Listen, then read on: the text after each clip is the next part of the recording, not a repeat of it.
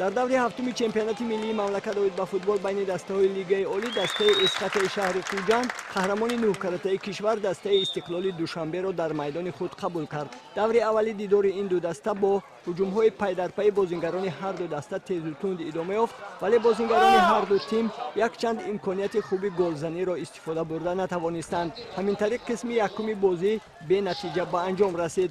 10 дақиқа баъди оғози қисми дуюми вохӯрӣ ба бозингарони дастаи Истиқлол кушодани ҳисоби бозӣ муассар шуд. туби нахустини вохӯриро бозингари рақами 28-уми дастаи Истиқлол Салам Ашурматов ба дарвозаи соҳибони майдон зад.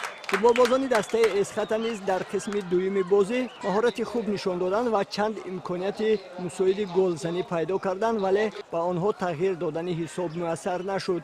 баъди анҷоми вақти асосии вохӯрӣ довари марказии бозӣ Сайвали Турдиёв 4 дақиқа ба вохӯрӣ илова кард ва дар дақиқаи дуюми иловашуда бозингарони дастаи Истиқлол голи дуюми худро ба самар расониданд. туби дуюмро ба дарвозаи Эсхата бозингари рақами 9 дастаи Истиқлол Рустам Соиров зад ва вохӯрӣ бо ҳисоби 0-2 ба фоидаи бозингарони дастаи Истиқлол ба анҷом расид.